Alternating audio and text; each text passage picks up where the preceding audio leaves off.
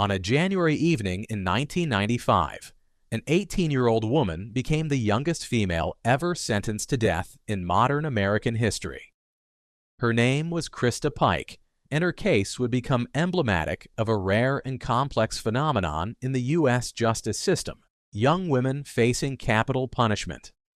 Since 1976, when the Supreme Court reinstated the death penalty, women have comprised only 2% of death row inmates, with even fewer entering the system before the age of 25. These cases, each unique in their circumstances, yet bound by common threads, reveal a particularly challenging aspect of America's ongoing relationship with capital punishment. Christina Walters, State of North Carolina. On August 17, 1998, in Fayetteville, North Carolina, 20-year-old Christina Walters led a gang initiation that would end in tragedy. As the leader of a local Crips gang set, Walters orchestrated what became known as a random test of loyalty shooting spree. Along with gang members Tamika Douglas and Ione Black, Walters drove around looking for victims. These are the gang members, as you can see. The group first encountered Deborah Cheeseborough, a 37-year-old manager at a local restaurant. They forced her into her car at gunpoint and drove to a remote location. There, Walters shot Cheeseborough multiple times and left her for dead. Miraculously, Cheeseborough survived despite being shot 7 times. Later that same night, the group came across 2 more women, Susan Moore, 21, and Tracy Lambert, 19. Following a similar pattern, they kidnapped both women. This time, as part of the gang initiation ritual, Walters ordered other gang members to shoot the victims. Both of these, Moore and Lambert, were killed execution style, each with a single shot to the head. Walters was arrested shortly after the crimes. During the investigation, it was revealed that the victims were chosen completely at random, selected only because they were white as part of the gang's initiation requirements. The surviving victim, Deborah Cheeseborough, provided crucial testimony during the trial. At her trial in 2000, prosecutors presented evidence of Walters' role as the mastermind of the killings. Despite her young age, the prosecution emphasized the calculated nature of the crimes and Walters' position of leadership in orchestrating the violence. After deliberation, the jury found her guilty of 2 counts of first-degree murder, attempted first-degree murder, and various kidnapping charges. Christina Walters was sentenced to death, becoming one of the youngest women on North Carolina's death row at the age of 22. She remains incarcerated at the North Carolina Correctional Institution for Women, where she continues to serve her sentence on death row. Tiffany Cole. State of Florida. This is the picture of Tiffany from the prison. On July 8, 2005, 23-year-old Tiffany Cole participated in one of Florida's most shocking crimes. Along with 3 male accomplices, Michael Jackson, Alan Wade, and Bruce Nixon, Cole orchestrated the kidnapping and murder of Carol and Reggie Sumner, an elderly couple who were both 61 years old. What made the crime particularly heinous was that Cole had known the victims. They had been her neighbors in South Carolina before moving to Jacksonville, Florida. Testimony has ended today in the case against one of just 3 women on Florida's death row. Tiffany Cole was previously convicted of kidnapping Carol and Reggie Sumner from their Jacksonville home in July of 2005 and burying them alive. Cole and her accomplices traveled from South Carolina to Florida, where they put into motion a calculated plan. They gained entry to the Sumners' home under the pretense of being interested in buying a car. Once inside, they forced the couple into the trunk of their own car. The group then drove across the state line to a pre-dug grave in Georgia, where both victims were buried alive. The investigation revealed that Cole had helped scout locations for the gravesite and had taken pictures of the group posing in front of the hole they had dug. After killing the couple, the perpetrators used their ATM cards and stole their money. When the bodies were discovered, investigators quickly connected Cole and her accomplices to the murders through ATM surveillance footage and phone records. Bruce Nixon, one of the co-defendants, confessed and cooperated with authorities, leading to the arrest of the other participants. During Cole's trial in 2007, prosecutors presented evidence of her intimate involvement in planning and executing the crimes. The jury heard testimony about how she had exploited her prior relationship with the victims to gain their trust. They also saw the disturbing photographs of Cole and her accomplices posing at the gravesite before the murders.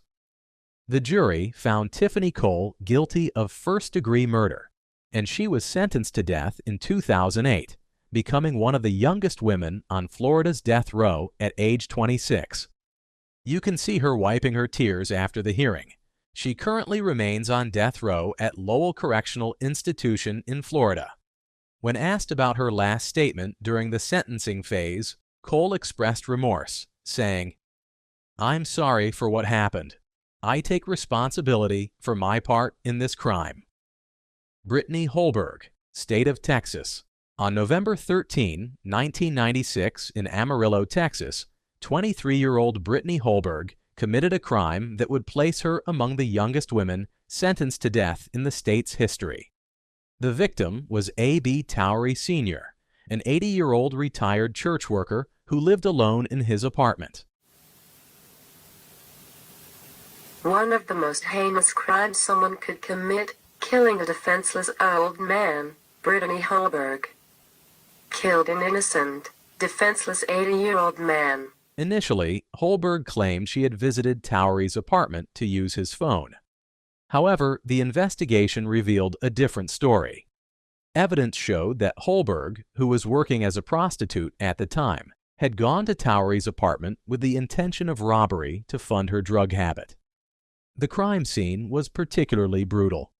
Towery was stabbed nearly 60 times with various weapons, including a butcher knife and a grapefruit knife. The final blow came when Holberg shoved a lamp pole 5 inches into his throat. After the murder, she stole Towery's wallet and credit cards, using them to purchase drugs before fleeing to Tennessee, where she was eventually arrested. During her trial in 1998, Holberg's defense team argued that she had acted in self-defense, claiming Towery had attacked her after a dispute over payment for sex. However, prosecutors presented evidence of the robbery motive and the excessive violence used in the crime. The jury took less than an hour to find her guilty. At the time of her sentencing, Holberg became one of the youngest women on Texas's death row at age 25. She remains incarcerated at the Mountain View Unit in Gatesville, Texas, where female death row inmates are housed. Patricia Blackman, State of Alabama. In May 1999, 24-year-old Patricia Blackman committed a crime that shocked the city of Dothan, Alabama. The victim was her adopted 2-year-old daughter, Dominiqua Bryant. Emergency responders found the toddler unresponsive in Blackman's apartment after she called 911, reporting that her daughter wasn't breathing.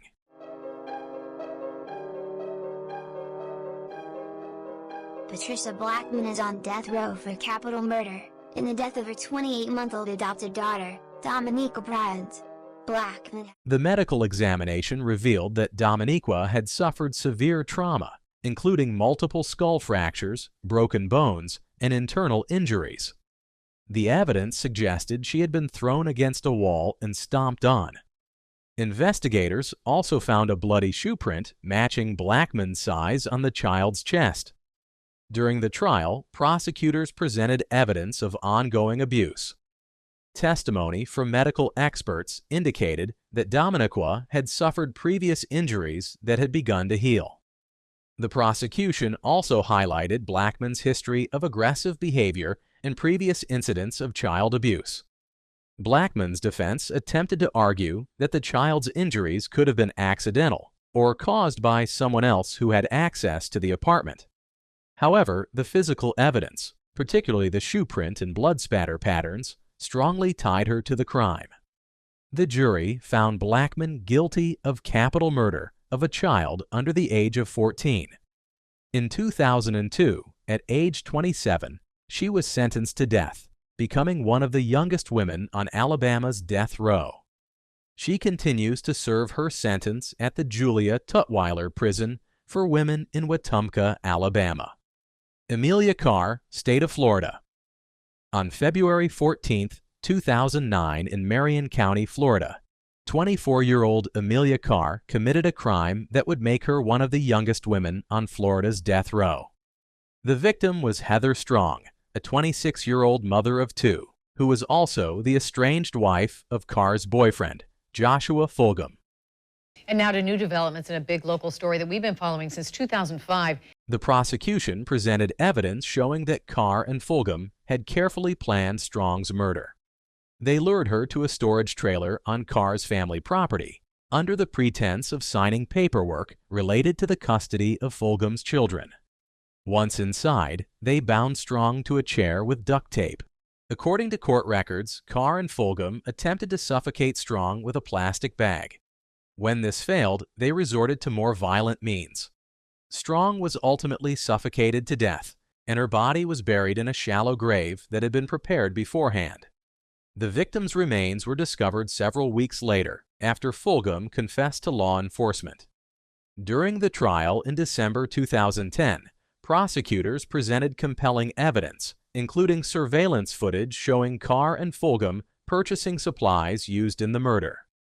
They also provided testimony from witnesses who said Carr had spoken about wanting Strong gone in the weeks leading up to the murder. The jury deliberated for just over 2 hours before finding Carr guilty of first-degree murder and kidnapping. In February 2011, at age 26, she was sentenced to death, becoming the youngest woman on Florida's death row at that time. You can see her talking to her defense attorney before the sentence. Carr remains incarcerated at Lowell Correctional Institution. Kelly Renee Gissendanner, State of Georgia. Though not among the youngest when executed, Kelly Gissendanner's case began when she was just 28 years old. On February 7, 1997, Gissendanner orchestrated the murder of her husband, Douglas Gissendanner, convincing her boyfriend, Gregory Owen, to carry out the killing. Anna Gissendanner has been executed in the state of Georgia in the United States. She became the first woman to be executed in the state for 70 years. Gissendanner was convicted of murder for persuading her lover to kill her husband in 1997.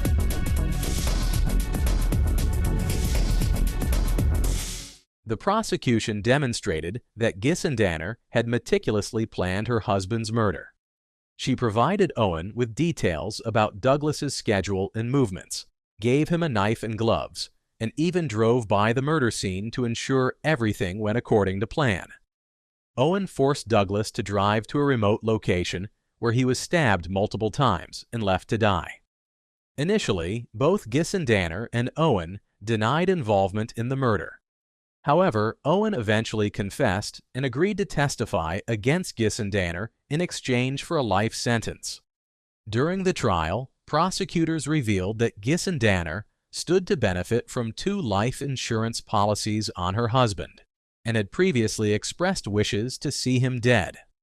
The jury found her guilty of malice murder, and she was sentenced to death in 1998. During her years on death row, Gissendanner underwent a significant personal transformation, earning a theology degree and becoming a spiritual advisor to other inmates. Many people, including Pope Francis, advocated for clemency based on her rehabilitation. Despite numerous appeals and requests for clemency, Gissendanner was executed by lethal injection on September 30, 2015, at the Georgia Diagnostic and Classification State Prison. She became the first woman executed in Georgia in 70 years. For her last meal, she requested cornbread, buttermilk, 2 Burger King Whoppers with cheese, 2 large orders of fries, popcorn, salad with boiled eggs, tomatoes, bell peppers, onions, carrots, cheese, and Paul Newman buttermilk dressing and cherry vanilla ice cream. Her final words were directed to her attorney, addressing her children. "Tell the Gissendanner kids I went out singing Amazing Grace. And tell them I love them with all my heart. And tell them I love them and I'm so proud of them." She then proceeded to sing Amazing Grace as the lethal injection was administered. Krista Pike, State of Tennessee. On January 12, 1995, in Knoxville, Tennessee, 18-year-old Krista Pike committed a crime that would make her the youngest woman ever sentenced to death in the United States in the post-Furman era. The victim was Colleen Slemmer, a 19-year-old fellow student at the Job Corps training program. Pike, along with her boyfriend Tadarrell Shipp and friend Shadala Peterson, lured Slemmer to an isolated area near the University of Tennessee campus. The prosecution's evidence showed that Pike had become convinced that Slemmer was trying to steal Shipp's affections, though investigators found no evidence to support this belief. What followed was a brutal attack that lasted for approximately 30 minutes. Pike and her accomplices tortured Slemmer, taunting her while beating her with pieces of asphalt and slashing her with a meat cleaver. The final blow came when Pike smashed Slemmer's skull with a large piece of asphalt. In a particularly disturbing detail that would later emerge at trial, Pike kept a piece of Slemmer's skull as a souvenir. During the investigation, Pike readily confessed to the murder, showing little remorse and even laughing while describing certain details of the crime. The medical examiner's testimony revealed that Slemmer had suffered approximately 200 separate wounds before her death. In March 1996, at age 19, Pike was convicted of first-degree murder and conspiracy to commit murder. She was sentenced to death, becoming both the youngest woman ever sentenced to death in Tennessee and the youngest female death row inmate in the United States at that time. She remains on death row at the Tennessee Prison for Women. While in prison, Pike has been involved in additional violent incidents. In 2001, she attempted to strangle fellow female death row inmate Patricia Jones with a shoestring, though Jones survived the attack. This incident resulted in an additional 25-year sentence for attempted first-degree murder. Shipp received a life sentence with the possibility of parole after 25 years, while Peterson received probation in exchange for her testimony against Pike and Shipp. When asked during her sentencing if she had anything to say to Slemmer's family, Pike offered a brief apology. "I'm sorry I caused everyone so much pain. I was young and stupid, and I made a mistake." It is therefore ordered that you shall be put to death by electrocution in the mode prescribed by law, and that you shall be transferred to the custody of the warden at the Tennessee Prison for Women. And further, on the 12th day of January 1997, your body shall be subjected to shock by sufficient current of electricity. May God have mercy upon you. Mr. Bates, take Mr. Pike into the house. Can I please have a mama? You can see her here crying after being sentenced, but it was too late. Tierra Capri Gobble, State of Alabama. On December 15, 2004, 21-year-old Tierra Gobble committed a crime that would place her among the youngest women sentenced to death in Alabama. The victim was her 4-month-old son, Phoenix Jordan Parrish, who died from severe head trauma and other injuries. Medical evidence presented at trial showed that Phoenix had suffered multiple traumatic injuries, including skull fractures, broken ribs, and internal bleeding. Experts testified that the injuries were consistent with repeated episodes of violent shaking and impact trauma. The prosecution demonstrated a pattern of abuse, presenting evidence that Phoenix had previously been treated for suspicious injuries. Witnesses testified about Gobble's history of aggressive behavior toward the infant, including incidents where she was seen shaking him and expressing frustration about his crying. The investigation revealed that she had searched online for information about baby shaking and head injuries in the days leading up to Phoenix's death. During the trial, Gobble's defense attempted to argue that the baby's injuries could have been caused by accidents or by other individuals who had access to him. However, medical experts testified that the severity and pattern of injuries were inconsistent with accidental trauma. The jury found Gobble guilty of capital murder of a child under the age of 14. In 2005, at age 22, she was sentenced to death, becoming one of the youngest women on Alabama's death row. She joined Patricia Blackman at Julia Tutwiler Prison for Women. Carla Faye Tucker, State of Texas. On February 2, 1998, 38-year-old convicted murderer Carla Faye Tucker was removed from her 60-square-foot cell at the Mountain View Unit in Gatesville, Texas.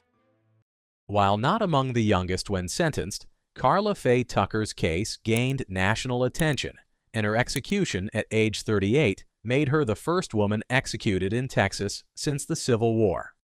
Her crimes were committed when she was 23 years old, during a period of severe drug addiction.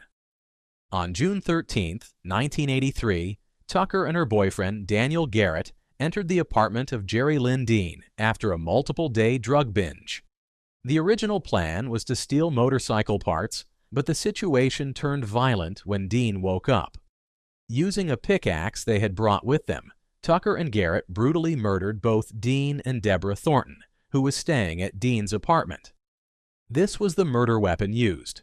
The brutality of the crimes shocked even hardened investigators. Tucker would later confess that she experienced sexual pleasure with each swing of the pickaxe. This admission would haunt her later appeals, even after her dramatic religious conversion in prison. Following her arrest, Tucker underwent a profound transformation. She became a born-again Christian in prison and devoted herself to ministering to other inmates. Her case attracted worldwide attention, with many prominent figures, including Pope John Paul II, advocating for clemency based on her rehabilitation. Despite numerous appeals and petitions, Tucker was executed by lethal injection on February 3, 1998, at the Huntsville Unit in Texas. For her last meal, she declined any special requests, eating only a banana, peach, and garden salad with ranch dressing. Her final words were filled with expressions of love and remorse. "Yes, sir, I would like to say to all of you, the Thornton family and Jerry Dean's family, that I am so sorry. I hope God will give you peace with this. Baby, I love you. Ron, give Peggy a hug for me. Everybody has been so good to me. I love all of you very much. I am going to be face to face with Jesus now. Warden Baggett, thank all of you so much. You have been so good to me. I love all of you very much. I will see you all when you get there. I will wait for you." Priscilla Ford, State of Nevada. On Thanksgiving Day, 1980, 51-year-old Priscilla Ford committed a crime that would make her one of the most notorious female defendants in Nevada history. Though not among the youngest sentenced to death, her case represents an important chapter in the history of women on death row. Priscilla Ford is in a Nevada prison waiting to die in the gas chamber. She was convicted of murder after driving her car onto a Reno sidewalk in 1980, killing 6 people and injuring 23 others. Ford deliberately drove her Lincoln Continental down a crowded sidewalk on Virginia Street in Reno, Nevada. She struck 27 pedestrians, killing 6 and injuring 23 others. Among those killed were 24-year-old Rena McCutcheon and her baby daughter. The incident became known as the Thanksgiving Day Massacre. During her trial, evidence emerged of Ford's history of mental illness and previous threats against the city of Reno. She had a documented history of paranoid schizophrenia and had made numerous complaints to local authorities about perceived persecution. Her defense team argued that she was not mentally competent to stand trial. However, prosecutors successfully demonstrated that Ford had acted with premeditation. They presented evidence that she had expressed intentions to destroy Reno and had carefully chosen the time and location to maximize casualties. Witnesses testified that she appeared to deliberately aim her car at groups of pedestrians. The jury rejected the insanity defense and found Ford guilty on all counts. In 1982, she was sentenced to death, becoming the first woman sentenced to death in Nevada since 1976. She remained on death row at the Nevada Women's Correctional Center until her death from natural causes in 2005, at the age of 75. Darlie Lynn Routier, State of Texas. On June 6, 1996, a crime occurred in Rowlett, Texas, that would place 26-year-old Darlie Routier among the youngest women sentenced to death in the state. The victims were her two young sons, 6-year-old Devin and 5-year-old Damon. Darlie Routier says that an intruder came in and stabbed the boys and then slashed her throat. According to Routier's initial account, an intruder had broken into their home and attacked her and her children while they were sleeping in the family room. Her husband, Darren, and their youngest son, Drake, were sleeping upstairs and were unharmed. Routier suffered knife wounds to her throat and arm, while both Devin and Damon were fatally stabbed. However, investigators quickly became suspicious of Routier's story. The crime scene evidence appeared inconsistent with her account of an intruder attack. Key pieces of evidence included the intact window screen that was supposedly cut by the intruder, blood spatter patterns that contradicted her version of events, and surveillance footage from a nearby store showing her purchasing materials similar to those used in staging the crime scene. Perhaps most damaging to Routier's defense was video footage taken at her son's gravesite 8 days after their deaths.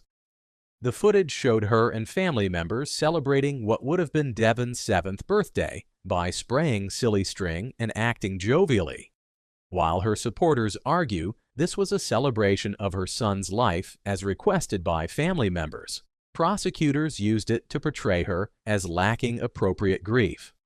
During her trial in January 1997, prosecutors argued that Routier had killed her sons due to financial stress and dissatisfaction with her life. The jury found her guilty of the murder of Damon. She was not tried for Devin's murder, though she was initially charged with both deaths. She was sentenced to death shortly after. Routier maintains her innocence to this day, and her case has become a subject of controversy and debate. Her advocates argue that important evidence was mishandled or not properly tested, and that her wounds were too severe to have been self-inflicted. She remains on death row at the Mountain View Unit in Gatesville, Texas. Frances Elaine Newton, State of Texas. On April 7, 1987, 21-year-old Frances Newton committed a crime that would make her the first black woman executed in Texas since the Civil War. The victims were her husband, Adrian, 23, their son, Alton, 7, and their daughter, Farah, 21 months old. Newton had taken out $100,000 in life insurance policies on her husband and daughter just weeks before the murders. She claimed she had done so at her husband's request. On the night of the murders, she told investigators she had left the apartment to run errands and returned to find her family dead from gunshot wounds. There are so many things that I don't know and I don't have answers to, but there are some things that I do know, and that I know that if a jury knew, that they would have come to a different decision. The issue with the ballistics and the gun, they would have found out that the shell casings found there didn't match the weapon that they're saying is the murder weapon.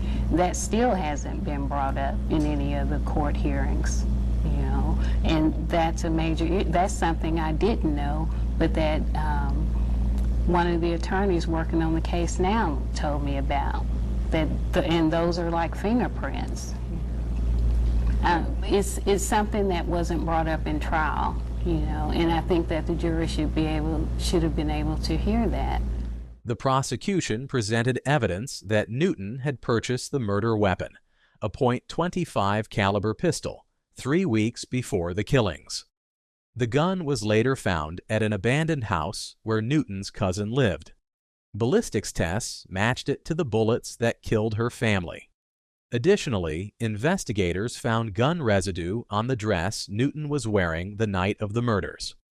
During her trial, prosecutors argued that Newton's motive was financial gain from the insurance policies. They presented evidence of her difficult financial situation and troubled marriage. Newton maintained her innocence, claiming her husband was involved in drugs and may have been killed by dealers. Despite numerous appeals and claims of inadequate representation, Newton was executed by lethal injection on September 14, 2005, at the Huntsville unit in Texas. For her last meal, she declined any special requests and was served the standard prison meal of chicken, corn, green beans, and sliced bread. Her final words were, "I love my family. I'm going to be with Jesus. I love all of you. I will see you when you get there. I will talk to you sooner or later." She was pronounced dead at 6:17 p.m. Michelle Byram, State of Mississippi. While not among the youngest sentenced to death, Michelle Byram's case represents a significant example of a death sentence being overturned. In 1999, at age 42, she was convicted of orchestrating the murder of her husband, Edward Byram Sr., when she was 41. Despite her age at sentencing, her case highlights important aspects of capital punishment, appeals, and post-conviction relief. According to court records, Edward Byram Sr. was found shot to death in his home in Iuka, Mississippi, on June 4, 1999. Initially, investigators believe Michelle had hired Joey Gillis to kill her husband, with her son, Edward Byram Jr., acting as an intermediary. For Newsy, I'm Candace Avilés. The state of Mississippi has moved to execute its first female death row prisoner in 70 years. Mississippi Attorney General Jim Hood requested earlier this week that Michelle Byram be executed by lethal injection. The state Supreme Court has the final say on executions, so if it confirms the date, Byram will be the first woman to be put to death in Mississippi since 1944. Soon after this, she was convicted and sentenced to death in November 2000. However, crucial evidence emerged after her conviction. Multiple confessions from her son Edward Jr. indicated that he had actually committed the murder himself, not the alleged hired killer. Additionally, evidence of severe physical and sexual abuse by her husband, along with mental illness and brain damage from years of inhaling rat poison, had not been adequately presented at her original trial. In 2014, the Mississippi Supreme Court took the rare step of reversing her conviction and ordering a new trial. Rather than face another trial, Byram pleaded guilty to conspiracy to commit capital murder and was sentenced to time served. She was released from prison in June 2015. The cases we've examined represent a small but significant portion of women sentenced to death in the United States. Since 1976, when the Supreme Court lifted the moratorium on capital punishment in Gregg v. Georgia, only 2% of death row inmates have been women. The number of young women sentenced to death has been even smaller. The majority of women sentenced to death were convicted of murders involving people close to them, family members, partners, or acquaintances. This differs from male death row inmates, who more often were convicted of killing strangers during other crimes. Mental health issues, histories of abuse, and trauma frequently appear in these cases. Many of the youngest women sentenced to death had experienced significant trauma or abuse before their crimes. The role of gender in capital cases remains complex. While women are far less likely than men to receive death sentences, those who do are often portrayed as having violated traditional gender roles, as mothers who killed their children, or women who acted with particular violence. As of now, there are approximately 50 women on death row in the United States. The exact number fluctuates due to appeals, commutations, and natural deaths. Women remain a small minority of death row inmates, representing about 2% of the total death row population. Several states have now abolished the death penalty entirely, and others have governor-imposed moratoriums.